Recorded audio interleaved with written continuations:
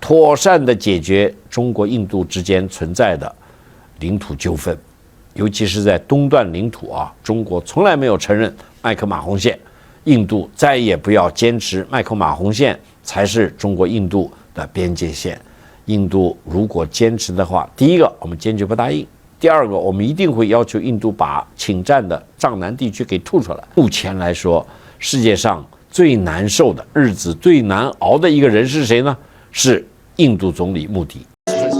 大家好，我是高志凯，欢迎收看《高谈不论》。我们今天聊一聊印度跟美国翻脸了。过去很多年以来啊，美国人把印度当作一个香饽饽，哎呀，捧在手里，抱在怀里啊，等等。然后呢，世界各国都看傻眼了，怎么美国就看上印度了？整天跟他不离不弃的，等等等等。突然之间啊，大家听我说，特朗普3棍子打下去，把印度给打懵了，尤其是印度的总理莫迪给打懵了。哪3棍呢？大家听我说，第一个，特朗普总统公开的说，嗨，在印度和巴基斯坦的空战中，印度的5架战机被击落了。哎呀，印度说没有啊，我现在是平行宇宙啊，我向全世界宣布我没有战机被击落，击落的是巴基斯坦的战机等等。特朗普挑明了，我有可靠的信息，有可靠的情报等等等等。印度败于巴基斯坦，这岂不是要了印度的命了？印度在南亚自称为是霸主。哎呀，现在特朗普总统说，你印度经济是半死不活的、死气沉沉的经济。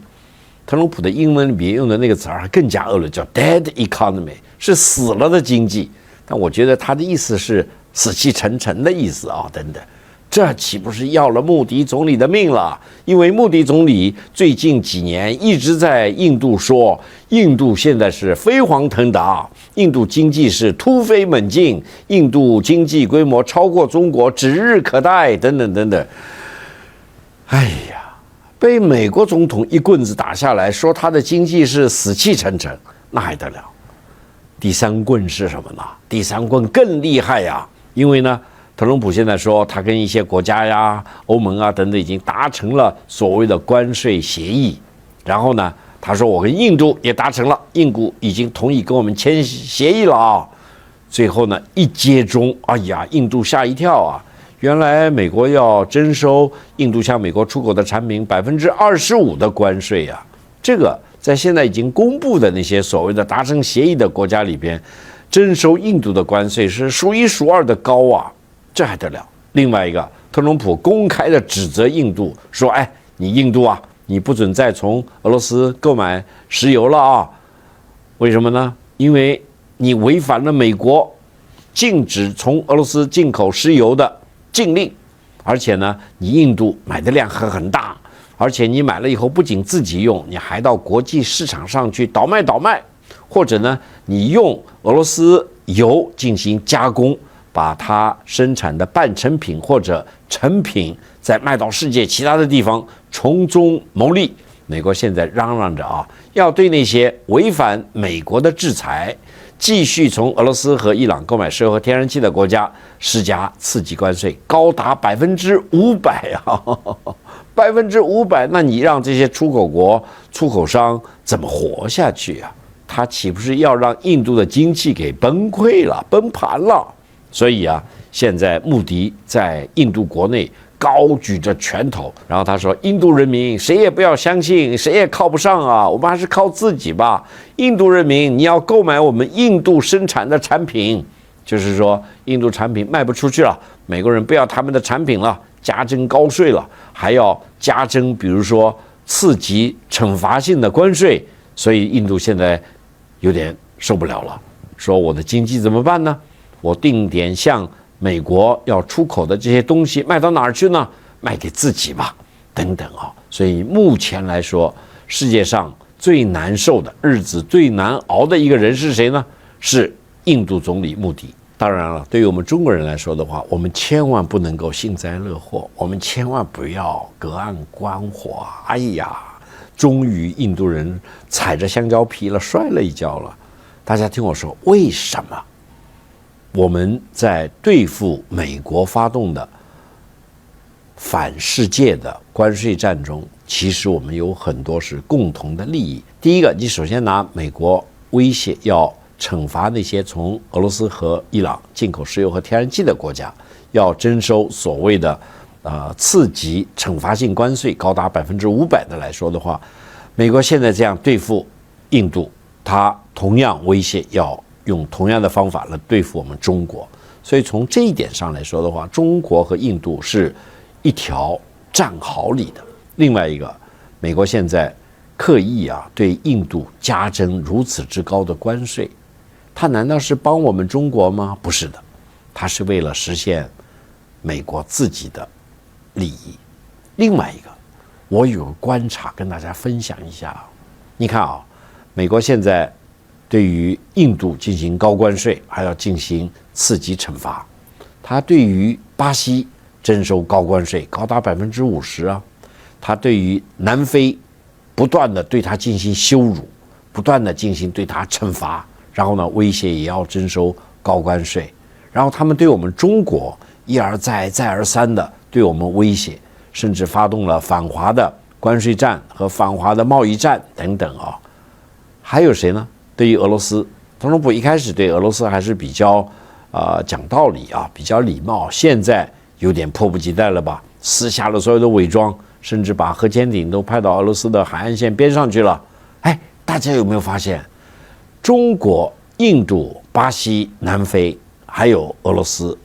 都是金砖组织的创始国呀？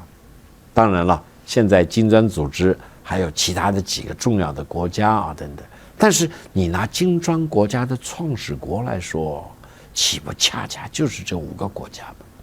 难道特朗普及其政府是不小心、无意的、偶然的、高度的惩罚了这5个国家？他们偏偏就是金砖国家组织的5个创始国，还是他有一个阴谋或者有个阳谋他就想通过关税来惩罚中国、惩罚印度、惩罚巴西、惩罚俄罗斯、惩罚南非。最终的目的是什么呢？第一个，他已经公开的说了，不准你们金砖国家搞自己的统一的货币或者统一的结算体系。另外一个，他是不是真的梦想要打散我们的金砖组织他想胁迫一些国家要退出金砖组织当然了，到底情况怎么样，我们要仔细的看然后呢，我们再回过头来谈谈印度。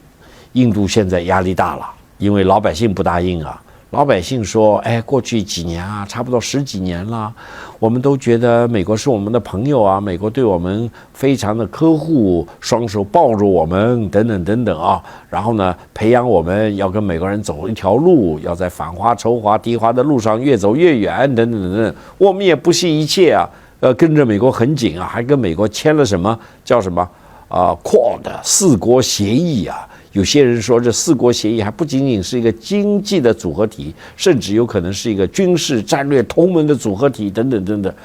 我们信以为真了。现在我们才看到特朗普总统的真面目，美国的真面目等等。你没有把我们印度人当人看你没有把我们真正的当跟美国的白人平起平坐的。所以印度老百姓不答应了，印度老百姓感觉到极度的失望，甚至愤怒。这一点的话，在印度是很危险的，因为印度隔三差五他就要投票了。然后呢，穆迪现在说，那还得了，我必须摆出一种强硬的姿态，我必须在印度老百姓面前表明我是一个真正的民族主义者，我天不怕地不怕，美国我也不怕，特朗普总统我也不怕。所以他现在鼓声敲得比谁都响，口号喊得震天响，等等等等。一个是想吓退美国，但美国也不是那么容易被吓退的呀。另外一个是要鼓励印度老百姓的情绪，让他们能够站在政府这一边，站在穆迪总理这一边，跟美国人斗。印度真的应该醒悟过来